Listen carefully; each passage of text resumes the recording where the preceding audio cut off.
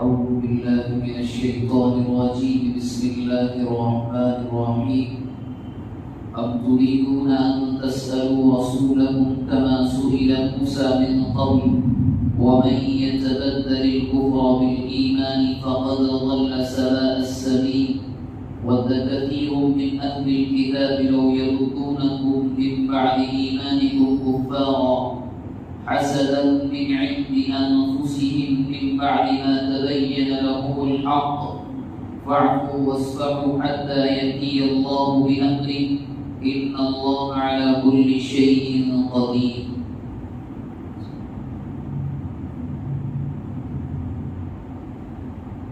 قرآن مجید کی سورہ بقرہ کا رکوع نمبر 13 ہے اور سورہ بقرہ کی یہ آیت نمبر 108 اور 109 ہے. ہم اس سے پہلے سے جانتے ہیں کہ ان آیات میں اللہ تبارک و تعالی کی جانب سے ذکر چل رہا ہے بنی اسرائیل کا، ان کی کرتوتوں کا، ان کے اعمال کا. اور یہ ذکر شروع ہوا تھا حضرت موسیٰ علیہ السلام کے زمانے سے اور پہنچا ہے مدینہ منورہ میں جو کچھ وہ لوگ کر رہے تھے صحابہ کرام کے ساتھ، اللہ کے نبی کے ساتھ، ان کو قرآن مجید بیان کر رہا ہے. فرمایا اب تريدون ان تسألوا رسولكم كما سئل موسى من قبل،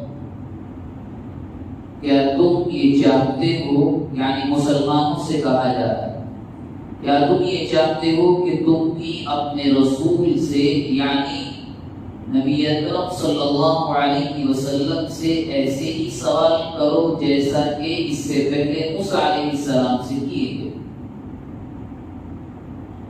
یہاں دراصل یہودیوں کی ایک کرتوت اور ایک سازش کی جانب قرآن کی اس آیت نے اشارہ کیا ہے اور ساتھ میں مسلمانوں کو سمجھانے کے لیے ایک مثال بھی دی ہے.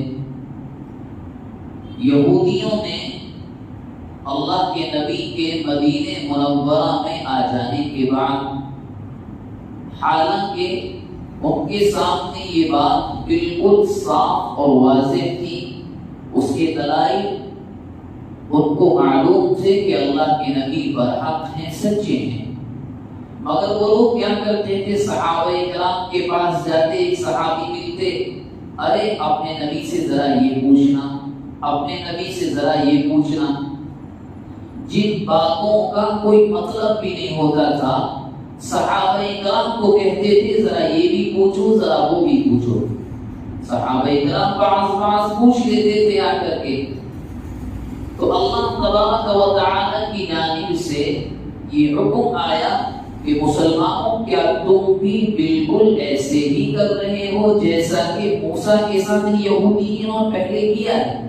کیا کیا ہے؟ اس سے پہلے کی آیات میں آیا کہ وہ لوگ کسی بھی حکم کو یکدم نہیں مانتے تھے.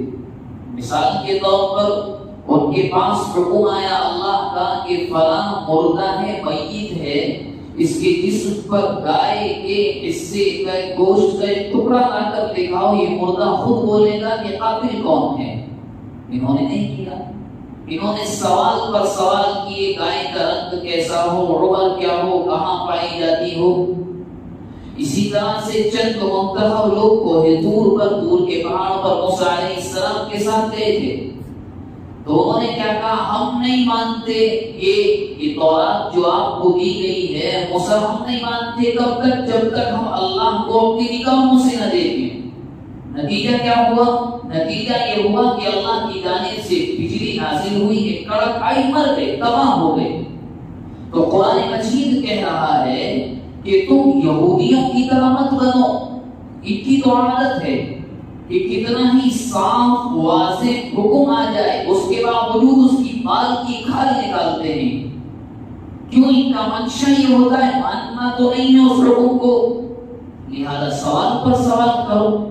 اب تم بھی کیوں ایسے بن رہے ہو؟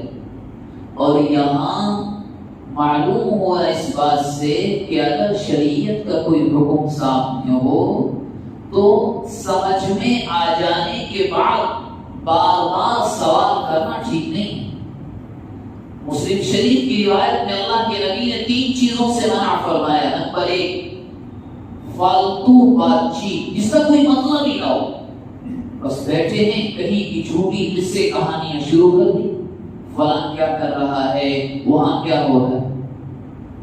دوسرا منع فرمایا کثرت سوال. آپ کو معلوم ہوا شریعت کا فلاں معاملے میں حکم یہ ہے، مانیے فالو کیجیے، بس سمجھ میں نہیں آ رہا ہے شریعت کے ماہر کسی عالم سے جا کر پوچھیے، فتویٰ معلوم کیجیے، قاضی سے جا کر پوچھیے، مسئلہ حل ہو جائے گا. لیکن سمجھ میں آنے کے باوجود بار بار سوال کرنا، پوچھنا، یہ شریعت کی نگاہ میں اچھی چیز نہیں. اس کا دوسرا نقصان کیا ہوتا ہے؟ ایک تو یہ کہ شریعت نے منع فرمایا، دوسرا نقصان یہ ہوتا ہے کہ بندہ بال کی کھال نکالنے میں بار بار سوال کرنے کے نتیجے میں سمجھ میں آ جانے کے باوجود خود پھنستا چلا جاتا ہے. کیسے؟ مثال بنی اسرائیل کو کیا کہا گیا تھا؟ وَإِذْ قَالَ مُوسَىٰ لِقَوْمِهِ يَا قَوْمِ إِنَّ اللَّهَ يَأْمُرُكُمْ أَن تَذْبَحُوا بَقَرَةً. بالکل سمپل، صاف، آسان حکم تھا کہ اے بنی اسرائیل، اے میری قوم، کیا کرنا ہے آپ کو؟ جو مردہ پڑا ہوا ہے، یہ مقتول خود بولے گا کہ قاتل کون ہے، کام نہیں کرو. کیا؟ کسی بھی گائے کو ذبح کرو، بچڑے کو، اس کے گوشت کا ایک ٹکڑا لا کر لگاؤ. انہوں نے صرف آسان حکم تھا، نہیں مانا. کیا کیا؟ اس کا رنگ کیسا ہو، کتنی عمر ہو، کتنی، ہر چیز انہوں نے پوچھی. نتیجہ کیا نکلا؟ اللہ کی جانب سے ایسے شرائط لگائے گئے کہ ڈھونڈنے نکلے تو ایک جانور اس کنڈیشن کا ملا جو اللہ کی جانب سے آیا.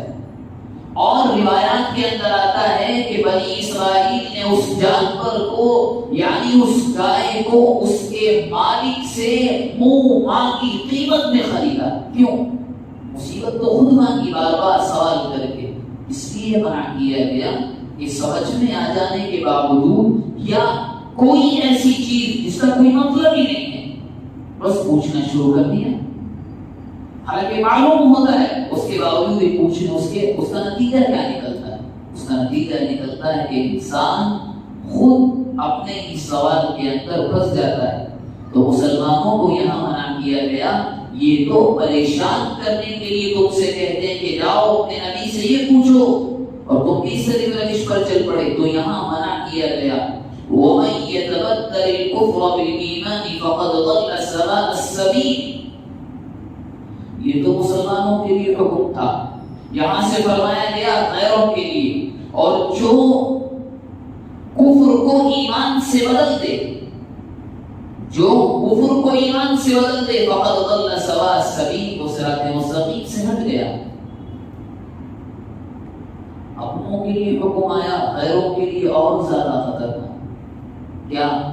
کہ بغیر کسی مطلب کے تم سوال نہیں کر سکتے، اور سوال کرنے کے پیچھے کرتے رہے ایسا ماحول وہاں بنا کہ اب انہوں نے کیا کیا؟ وَمَن يَتَبَدَّلِ الْكُفْرَ، ایمان لا چکے تھے، کفر کی بدل میں پھنس گئے. ان سب بنی اسرائیل کا یہی تو ہوا تھا. موسیٰ علیہ السلام کو اللہ کا بھی مانتے تھے، اللہ کو اللہ ایک معبود مانتے تھے، مگر اپنے سوالات کی کرتوتوں کی بنیاد پر کیا ہوا؟ ان کے لیے حکم نازل کیا گیا یہ ہمیشہ کے لیے جہنم میں رہے. حالانکہ کوئی اور بڑا جرم نہیں کیا تھا، تو اشارہ اسی جانب کیا گیا. اس کے بعد فرمایا وَالْكَثِيرُ مِنْ أَهْلِ الْكِتَابِ، بہت سے اہل کتاب کی خواہش یہ ہے، وہ چاہتے یہ ہیں کیا؟ لَوْ يَرُدُّونَكُمْ مِنْ بَعْدِ إِيمَانِكُمْ كُفَّارًا، یہ چاہتے ہیں کہ تمہارے ایمان لانے کے بعد بھی تمہیں دوبارہ کافر بنا دے. دراصل اس آیت میں ایک واقعے کی جانب اشارہ ہے غزوہ بدر کے بعد غزوہ احد ہوا، اس میں اللہ کے نبی نے ایک صحابی کو امیر بنایا ایک چھوٹی جماعت پر، اور حکم یہ ہوا تھا کہ آپ کو پہاڑی کی اس جگہ سے ہٹنا نہیں ہے۔ اب جب شروع میں غزوہ احد میں مسلمانوں کو فتح ملی تو صحابی جو امیر تھے، ذمہ دار تھے، انہوں نے یوں کہا کہ ابھی نبی کا حکم نہیں آیا ہے، مت ہٹو یہاں سے۔ جو ان کے حکم کے نیچے تھے، جن پر وہ مامور تھے، جن کے وہ ذمہ دار تھے، انہوں نے کہا نہیں دیکھو جب تو ہم جیت چکے ہیں، معاملہ ختم ہوا۔ انہوں نے اپنی سمجھ کے مطابق وہ جگہ چھوڑ دی۔ حضرت ام حبیبہ رضی اللہ عنہا کے والد جو اللہ کے نبی کی زوج محترمہ ہیں، ابو سفیان جو اس وقت ایمان لے کر نہیں آئے تھے، انہوں نے موقع دیکھ کر حملہ کیا۔ اس ذرا سی چوک کے نتیجے میں وہاں جن صحابہ کو اللہ کے نبی نے مامور کیا تھا، ذمہ داری دی تھی، ان کے ہٹنے کے نتیجے میں 70 صحابہ شہید ہوئے، اور ان میں بڑے بڑے صحابہ، اللہ کے رسول کے حقیقی چچا حضرت حمزہ رضی اللہ عنہ، بڑے بڑے صحابہ شہید ہوئے۔ اب جب یہ لڑائی ختم ہو گئی، غزوہ پورا ہوا، آخر مسلمان پھر جیت گئے، مدینے کو واپس آ گئے، تو 70 کا شہید ہونا کوئی معمولی بات تو نہیں ہے، بڑے بڑے شہید ہوئے۔ اس موقع کا فائدہ ان خبیث یہودیوں نے اٹھایا جو دل کے کالے تھے، اور ایک جگہ شاید حضرت عمار بن یاسر اور حضرت ابو ہریرہ تھے مدینے میں، تو آپ نے کہا یہودیوں میں سے کچھ نے حضرت ابو ہریرہ کیسے نبی پر ایمان رکھتے ہو، یعنی الفاظ کتنے نازک ہیں، کہاں کی سچے ہیں وہ؟ غزوہ بدر تم جیت گئے، غزوہ احد تو ہار کر آئے، سچا نبی کبھی ہارا نہیں کرتا۔ یعنی جو قرآن اس آیت میں کہہ رہا ہے یہ، اور ان سے کیا کہا، ان کو چھوڑ کر ہماری شریعت کو مان لو، یہودی بن جاؤ، حقیقی مذہب یہ ہے۔ تو قرآن نے یہاں اشارہ کیا وَدَّ كَثِيرٌ مِّنْ أَهْلِ الْكِتَابِ، یہ چاہتے نہیں بلکہ ان کی خواہش یہ ہوتی ہے کہ تم ایمان لانے کے بعد دوبارہ پھر جاؤ۔ اس موقع پر حضرت ابو ہریرہ اور دوسرے صحابی جو ان کے ساتھ تھے، انہوں نے کہا اللہ کو ایک مانتے ہیں، ہم نے عہد کیا ہے اللہ کے نبی سے اس بات پر کہ اللہ ایک ہے، قرآن اللہ کی کتاب ہے، اللہ کے نبی، اللہ کے رسول اس کے نبی اور آخری پیغمبر ہیں، اور شریعت صرف اسلامی شریعت ہے، ہم نے تو وعدہ کیا ہم نہیں توڑ سکتے۔ پھر حضرت ابو ہریرہ نے جواب دیا تم نے بھی تو وعدہ کیا تھا، کیا وَلَقَدْ أَخَذْنَا مِيثَاقَ بَنِي إِسْرَائِيلَ لَا تَعْبُدُونَ إِلَّا اللَّهَ، یہودیوں سے کہا تم جو ہم سے آ کے کہہ رہے ہو، کیا تم نے وعدہ نہیں کیا تھا، کیا تم نے عہد اللہ کو نہیں دیا تھا ہم تیری نافرمانی نہیں کریں گے، تم کیا کر رہے ہو، تم نے وعدہ توڑ دیا، ہم توڑنے والے نہیں، مرتے دم تک اسی دین پر رہیں گے۔ یہ واقعہ ہو اللہ کے نبی کی خدمت میں دونوں صحابی ہے، اور آپ کا عرض کیا اللہ کے نبی ہم سے ایسے سے کہا گیا، قرآن کی آیتیں نازل ہوئی اور کہا گھبرانے کی بات نہیں ہے، ان کے دل کی تمنا یہی ہوتی ہے کہ تم مومن بننے کے بعد دوبارہ اس کو چھوڑ دو۔ کیوں چاہتے ہیں لوگ؟ حسدا من عند انفسهم، تمہاری کوئی غلطی نہیں، یعنی مسلمانوں سے کہا جا رہا ہے یہ جو تمہیں بار بار آ کر یہ کہہ رہے ہیں کہ تو غزوہ احد میں ہار گئے، کہاں کا تمہارا نبی سچا ہے، نعوذ باللہ، تو مسلمانوں سے کہا گیا تمہاری کوئی غلطی نہیں ہے، گھبراؤ مت، یہ کیوں ہو رہا ہے، یہ کیوں تم سے آ کر کہہ رہے ہیں، حسدا من عند انفسهم، ان کے دل میں کالا پن ہے، یہ حسد کو انہوں نے پال رکھا ہے جو ان کے دلوں کے اندر ہے۔ حالانکہ قرآن کہہ رہا ہے تبین لهم الحق، حق تو واضح ہے، حق تو بالکل صاف ہے، یہ بھی جانتے ہیں، اور قرآن نے اشارہ کیا تبین لهم الحق، ان کے سامنے ایک چیز صاف ہے، کیا؟ اللہ کے نبی آخری اور سچے نبی ہیں، قرآن اللہ کی یہ سب جانتے ہیں، مگر کیوں تمہارے ساتھ یہ کر رہے ہیں، کیوں تمہیں مدینے کی گلیوں میں بار بار تانا دے کر پریشان کر دیں کہ تم اس نبی کو مانتے ہو، اس مذہب کو تم فالو کرو، صرف اس بنیاد پر یہ حسد کی آگ میں چل رہے ہیں، حسدا من عند انفسهم.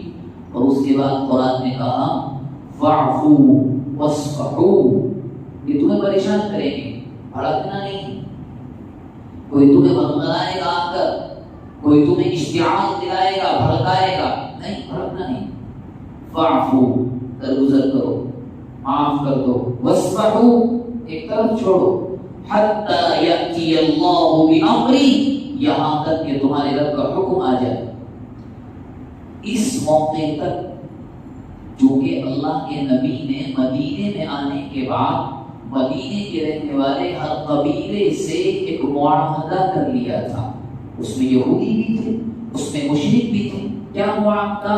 تمہارا دوست ہمارا دوست، تمہارا دشمن ہمارا دشمن، ہمارا دوست تمہارا بھی دوست، ہمارا دشمن تمہارا بھی دشمن. مطلب کیا؟ ہم سب ایک ہیں. مدینے پر کوئی حملہ کرے گا، اگر وہ تمہارا دشمن ہوگا ہم تمہارے ساتھ لڑیں گے. یہ معاہدہ کیا تھا اللہ کے نبی نے. اسی بنیاد پر یہاں کیا کہا گیا؟ ابھی صبر سے، معافی سے کام لیجیے. کب تک؟ جب تک ہمارا حکم نازل نہ ہو. اب کب حکم نازل ہوگا؟ یہ بات میں آئیں گی باتیں. ان اللہ علی کل شیء قدیر، ہم حکم نازل کریں گے. کیوں؟ ہم ہر چیز پر قادر ہیں. اب دیکھ رہے ہیں جو تمہارے ساتھ یہودی کر رہے ہیں. کرنا کیا ہے اس کے ساتھ؟ وَأَقِيمُوا الصَّلَاةَ وَآتُوا الزَّكَاةَ، دو کام. نماز میں چھوڑنا، نماز کی پابندی. دوسرا، صدقات برابر کرتے ہو. جس پر زکوٰۃ واجب ہو جائے زکوٰۃ ادا کرو، ورنہ صدقات نافلہ کرتے رہو. یہاں کیا اشارہ مل رہا ہے؟ موجودہ حالات کے لحاظ سے قرآن مجید کی آیت بتلا رہی ہے کہ تمہیں آ کر کوئی بھڑکائے، تمہارے سامنے حالات کیسے آئیں، تمہیں برگلایا جائے، ایک ایک بات کو بار بار بول کر تمہیں آگ میں دھکیلنے کی کوشش کی جائے. دو کام تمہیں کرنے بس. اقیموا الصلاۃ وآتوا الزکاۃ. اور مفسرین لکھتے ہیں احادیث نبویہ میں یہ بات ہے کہ جب تک امت مسلمہ کے اندر یہ دو کام رہے ہیں، پابندی کے ساتھ، چھوڑنے کے ساتھ نہیں، پابندی کے ساتھ، قوم کبھی ہلاکت اور بربادی میں نہیں گئی.